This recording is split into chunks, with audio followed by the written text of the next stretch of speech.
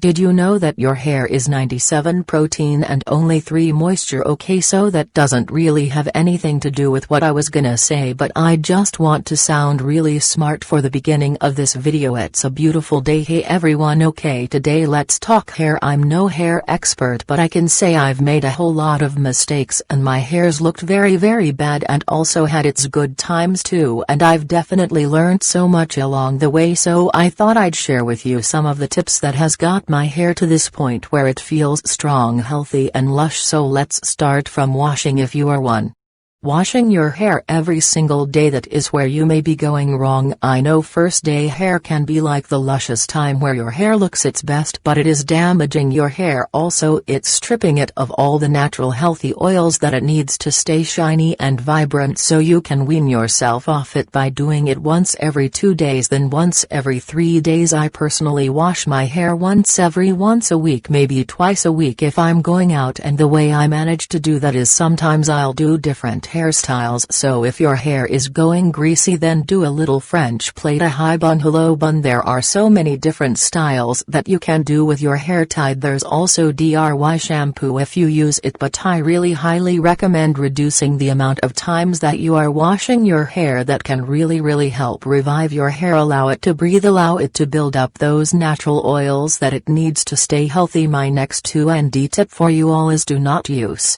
conditioner on your roots. Your roots should have all the natural oils that it needs, and so when you're using conditioner, which is to soften your hair, you should just put it into the bottom of your hair and work your way up a couple of inches before your roots. That way you don't get build up in your scalp and you nourish the parts that need it. While we're talking about number 3, washing your hair, what temperature do you wash your hair at? That is the real question. So I know some people say you should wash it with extreme cold water, and I know some of you like that hot steamy water as well when you're washing your hair in lukewarm water, but the best as always is exactly what your hair needs. It provides enough shine, but it doesn't dry out like hot water does. So when you're washing your hair out, make sure you're using lukewarm water. If you want an extra shine at the end, you can make it a little cooler, but I would recommend for general shampoo, conditioner wash, keep it neutral. Last thing about washing your hair, number 4.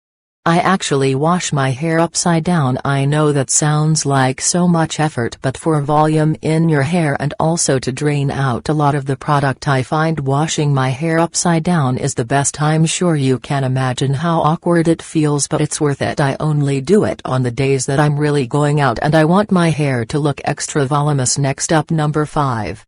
Let's talk utensils that you are using in the shower, like your hairbrush. I actually don't use a hairbrush in the shower. I use my fingers and I run my fingers through my hair when I've got my conditioner in it. But if you are using hairbrushes, you have to be really careful with the type that you're using according to the type of hair that you have. For example, if you have curly hair, using a wide bristle brush is far better than using a thin comb. Actually, using thin combs can end up breaking your hair, especially if you have a bad quality one like a plastic brush. Okay, so the next 6. Tip you are going to thank me for, because I'm going to be telling you that you deserve a scalp massage every single day. Now, whether you're doing it for yourself or whether you're getting your partners or your friends to do it for you, it is so good for your hair. Actually, scalp massages help stimulate the hair follicles and help to increase the blood circulation and the blood flow to your hair follicles. And what does that mean? More nutrients get to your scalp, which means the more your hair will grow. It also helps relax the nerves going through your head, but also helps with dryness of scalp too. So all in all, it sounds like a win. You can massage your hair dry, or you can use a few drops of lavender oil, or you could even use a lot of oil in your hair, which I'm going to talk about later. So this is the best way to do an Ayurvedic scalp massage. So you start off by patting your head, pack your head all the way around top to bottom, side to side, and then you take your fingernails. Now don't use nails if you've got your acrylics on, you've got your gels on. Don't do this with your nails, do it with your fingertips, and you are essentially going in circular motions all the way around your hair, deeply pushing into your scalp. You'll feel so good from it. I also find I do this when I feel like I've got too much tension at the back of my head, and it really releases it straight away. So you're just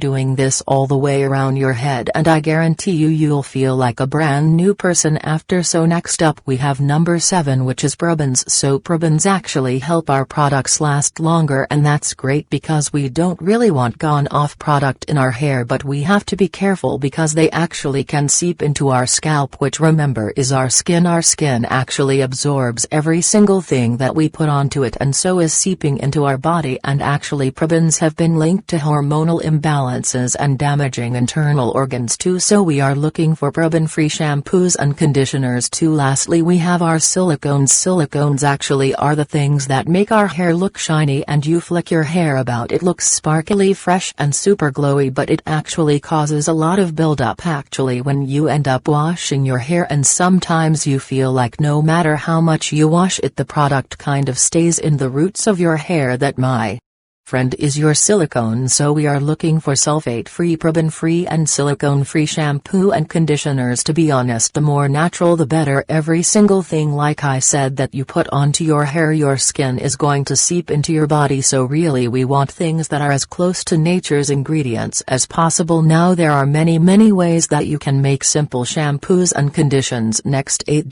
Tip for you all is about using kalanji oil in hair. Now that's a very Eastern tradition in Ayurveda. It is a must for good quality hair. In some country you will find people actually walking around on the street with oil in their hair because it's such a deep part of tradition and roots, so I recommend that you oil your hair once or twice a week. It really helps nourish it deeply, and you can leave it on for 30 minutes up to overnight. Sometimes I'll put it in the evening before I go to bed, and I'll wash it off in the morning. Okay, but let me give you a tip to save you the trouble, because I made this mistake so many times. Make sure you put shampoo into your hair before you go into the shower to wash the oil out. Oil and water do not mix, and so if you end up trying to wash the oil out just with water, you're going to be left with the oil in your hair for decades. In Ayurveda, traditionally it's recommended to use cold press oil. Put it onto your scalp. This really allows for the oil to seep deep into your tissues. Number 9. Ayurveda recommends these herbs that are very good for your hair. The first one is amla, the second is bhringraj, the third is brahmi,